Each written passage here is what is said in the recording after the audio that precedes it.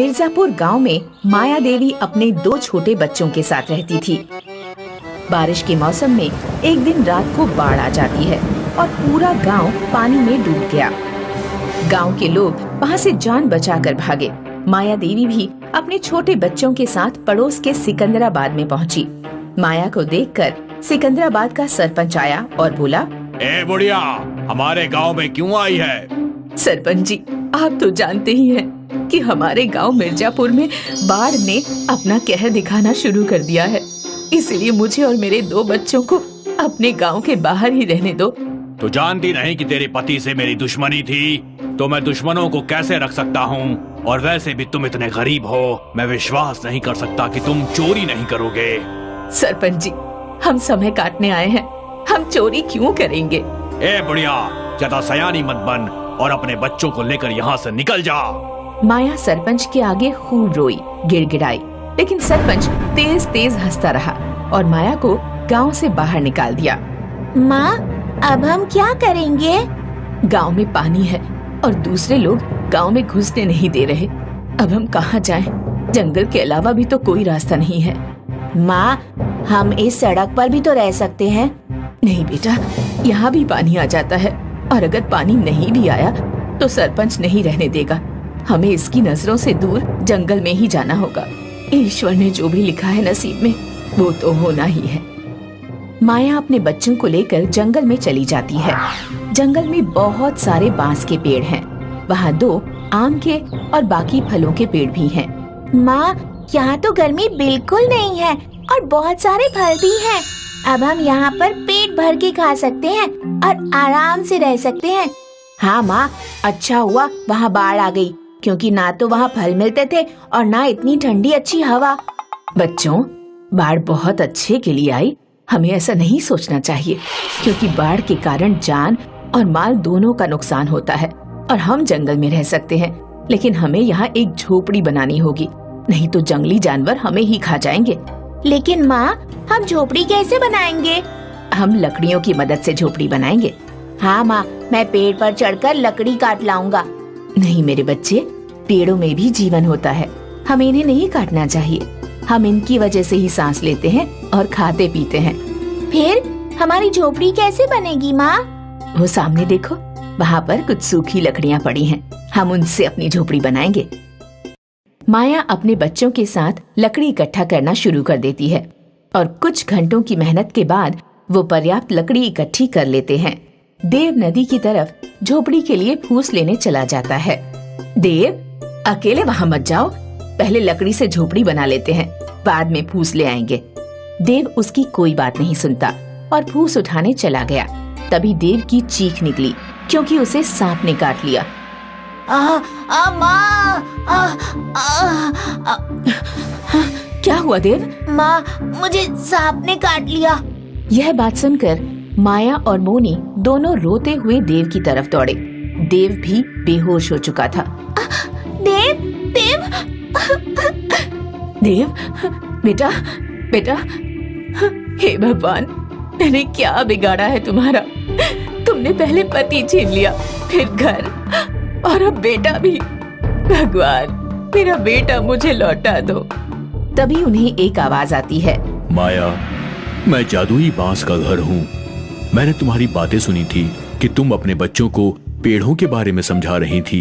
ये देखकर मुझे बहुत अच्छा लगा। मैं तुम्हारे बेटे को अब वापस जिंदा कर रहा हूँ और तुम्हें रहने के लिए एक जादुई घर दे रहा हूँ, जिसमें तुम्हारा परिवार बिना किसी डर के रह पाएगा और तुम अन्य लोगों का भी भला कर पाओगी। मैं कोई सपना देख रही हूँ? अभी तुम्हारा बेटा ठीक हो जाएगा और एक आलीशान घर भी आ जाएगा, जिसमें खाने का पूरा ध्यान रखा जाएगा। बस तुम अपनी आंखें बंद कर लो।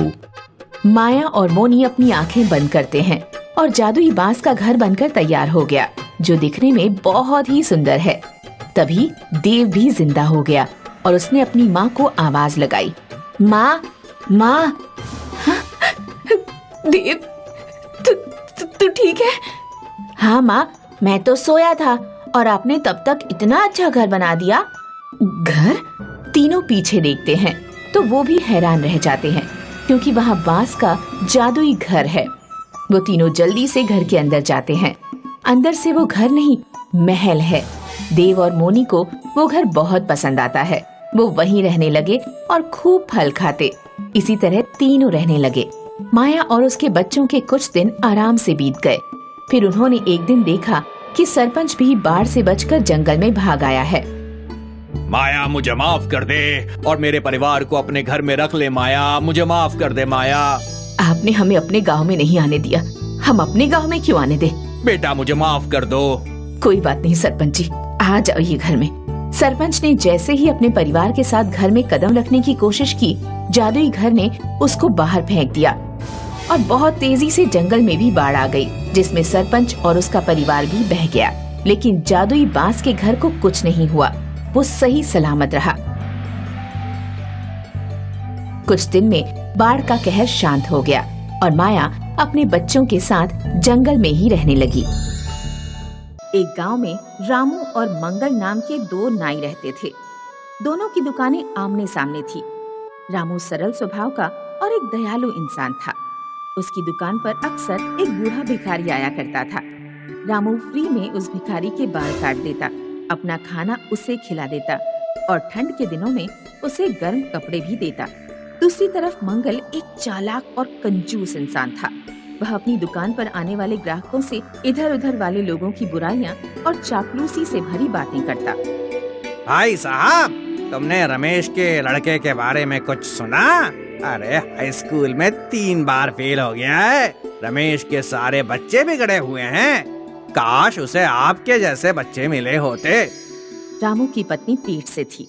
एक रात रामू की पत्नी के पेट में बहुत तेज दर्द उठा।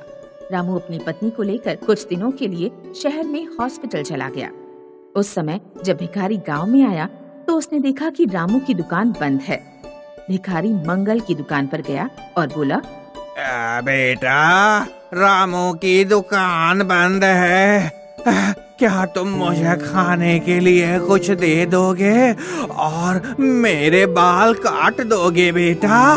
अरे बड़ो, क्या तुम मुझे रामू की तरह फालतू समझते हो? मेरी दुकान पर हमेशा ग्राहकों की भीड़ लगी रहती है और मैं बहुत व्यस्त रहता हूँ। तुम्हारे बाल काटने का समय मेरे पास नहीं है और वैसे भी अगर मैं तुम्हारे गंदे बाल काटूंगा तो मेरे हाथ और औजार गंदे हो जाएंगे। रही बात खाने की, तो मैं खाना होटल पर जाकर खाता हूँ। अब निकल लो यहाँ से, मेरा टाइम बर्बाद मत करो। कुछ दिनों बाद रामू जब अपनी पत्नी को शहर से लेकर लौट रहा था तो उसने देखा कि बूढ़ा भिखारी सड़क पर गिरा हुआ है। रामू ने अपनी पत्नी को घर भेज दिया। बूढ़े भिखारी को कंधे पर डालकर गांव के डॉक्टर के पास लेकर पहुंचा। मैं इन्हें होश में नहीं ला पाऊंगा।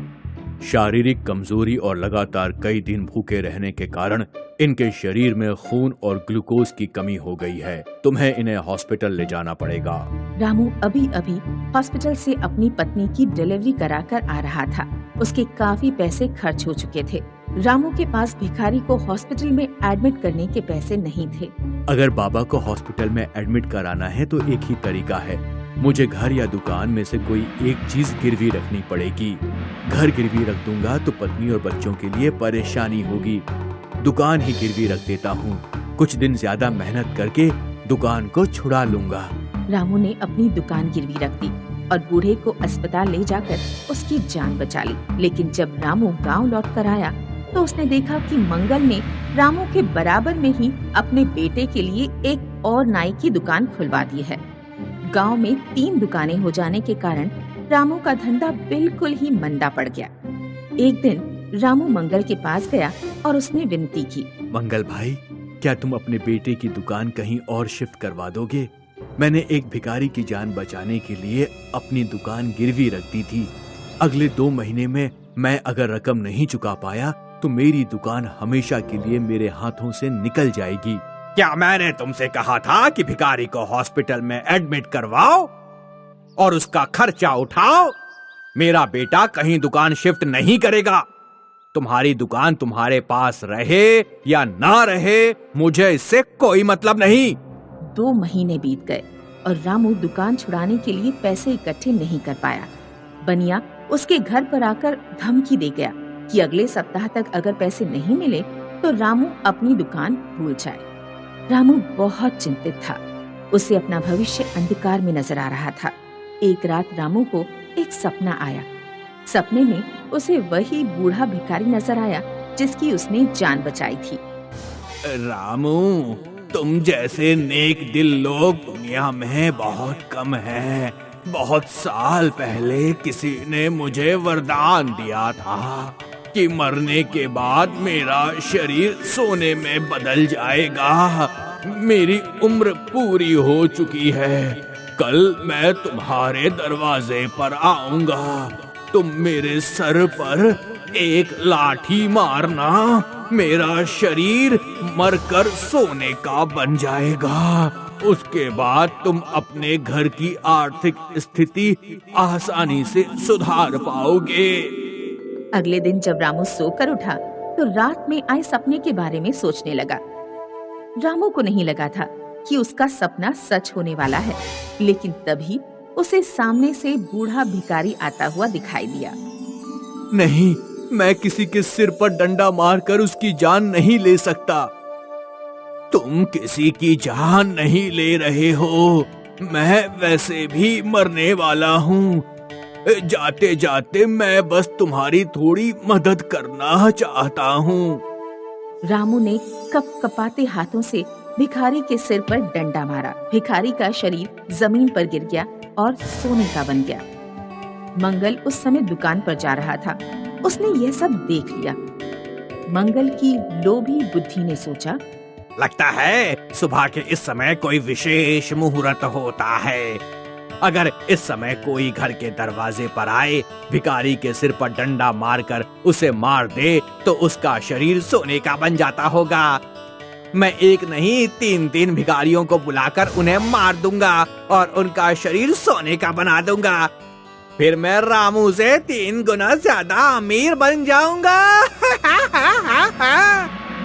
उस दिन शाम को मंगल मंदिर पर गया और उसने 3 भिखारियों को अगले दिन सुबह सुबह अपने घर पर आने का निमंत्रण दिया। मैं हर पूर्णिमा को गरीब लोगों को खाना खिलाता हूँ। कल सुबह 7 बजे अगर आप तीनों मेरे घर पधारेंगे तो मुझे आपकी सेवा करने में बहुत खुशी होगी। बेचारे भिखारी अगले दिन खाना खाने के लिए मंगल के घर पहुँचे।